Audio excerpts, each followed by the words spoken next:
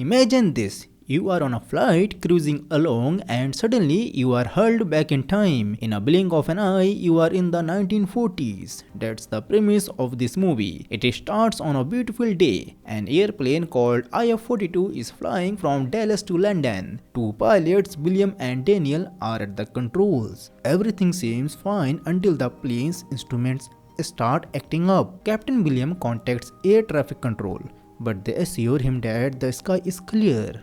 Just as he is about to breathe a sigh of relief, a massive tornado appears. The pilot warns air traffic control, but they say there is no storm in their area. Their only option is to fly through it. William braces the passengers for a bumpy ride as they enter the storm. The plane shakes violently and everyone screams in terror, but they emerge from the storm unscathed. When they look outside, they are shocked. It's pitch black, like night, and no one can get a signal on their phones or laptops. Inside the cockpit, most of the instruments are out of whack. William tries desperately to contact air traffic control, but he can't get through. Luckily, the radar and engines are still working. William decides to continue to London. Meanwhile, the passengers are panicking.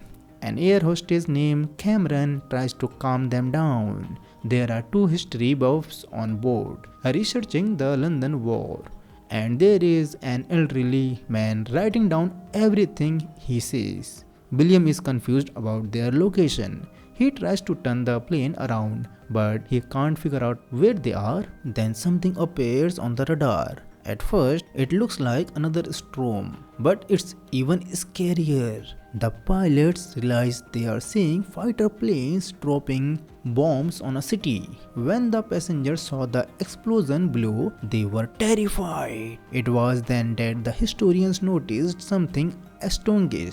The pilots couldn't understand what was happening. Then they saw fighter planes approaching. The planes were about to surround and attack the airplane, but the pilot quickly turned the plane using the radar and avoided them. Everyone on board was terrified. Panic spread among the passengers. Cameron tried her best to calm them down. William repeatedly tried to contact air traffic control but got no response. Finally, he decided to descend a bit to find their location, but Daniel stopped him, fearing another attack. William argued that they didn't have enough fuel to stay airborne for hours. They needed to communicate with ground control somehow. The two historians said they might know something. Cameron took them to the pilot. A passenger named Michael secretly followed them. The historians told the pilot the fighter planes they saw were from before 1945. They belonged to Hitler's army. William didn't believe them. The historians explained that in 1940, plane signals didn't work. William felt a bit more confident that they might be right. They said they believed they were now in 1940, during World War II. They added that if they were stuck there due to a time glitch, they could probably go back the same way. William thought he might be going crazy. He sent them back to their seats, telling them not to mention anything to anyone else. Michael was also listening. He tried to find the truth in his books and notes. After a while, the pilot descended again to try to receive a radio signal. This time he got through to air traffic control. He contacted a British soldier named Nigel. When the pilot talked to Nigel, he thought he was joking. It was impossible to get radio signals at that altitude at that time. But when William asked the date, Nigel said it was June 17, 1940. The historians were right. William didn't know how to explain to Nigel that he was from the future. The historian came back and started talking to Nigel. He said he was at the place where the British ship Lancaster had sunk. Nigel was surprised and said that ship hadn't sunk. Nigel asked his officer to investigate the ship and promised to call back if it sank. Michael understood everything. He told the passengers the truth. They were in 1940 and should work together to kill Hitler and the war. Most didn't believe him, but some did. He suggested they siege the cockpit to kill Hitler. Two American soldiers were on board. They said sieging the cockpit would be terrorism. A fight broke out between the two groups, but the soldiers quickly pacified everyone. Nigel contacted the pilot and confirmed the information about the Lancaster ship. He said his information had saved lives. He wanted the plane to land safely, but needed to know its exact location. Even the pilot didn't know. They turned on the plane's light so British soldiers could see them, but German soldiers were also listening. They surrounded the plane with fighter jets. William turned off the lights and tried to avoid gunfire. The firing intensified. William descended towards the ground, then pulled up just before hitting it. German planes followed, but their old plane couldn't keep up. Some crashed. Two German planes attacked William's ship. Daniel was shot. William managed to fly away. The flight attendants treated Daniel's wound. William was worried about running out of fuel and the possibility of a bullet hitting a landing gear. He couldn't communicate with Nigel. Nigel's officer said the British Air Force would attack if the pilot didn't reveal their location. William asked Daniel to control the plane and went to the passengers. He told them the truth and asked for help. Two engineers named Teresa and Hector volunteered.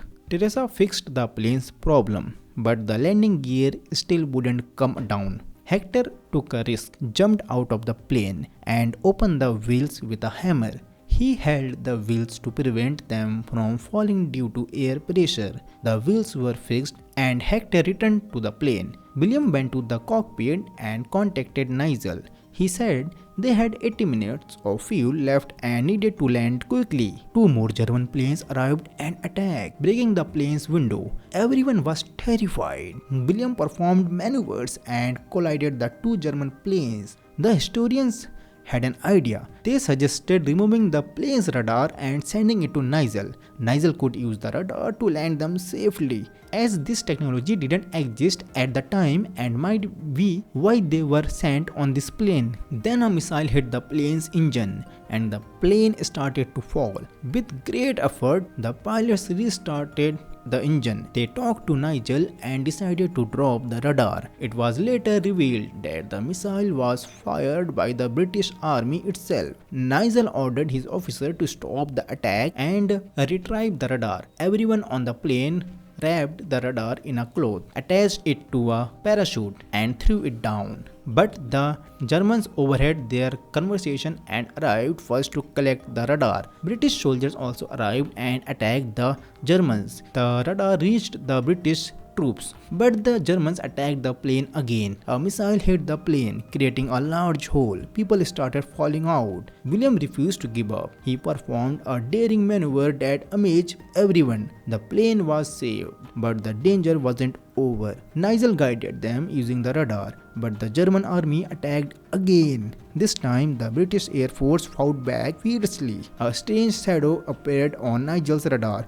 but it wasn't a plane. It was the same storm that had brought them to 1940. The plane's fuel was running low. William risked his life and flew into the tornado. William said goodbye to Nigel and closed his eyes. The plane shook violently. Then suddenly everything was quiet. William opened his eyes and found himself still flying over Berlin, the place where his strange journey had begun. The plane was low on fuel. The pilot made a last-ditch attempt to land. All the passengers cheered, but the old man was still writing in his book.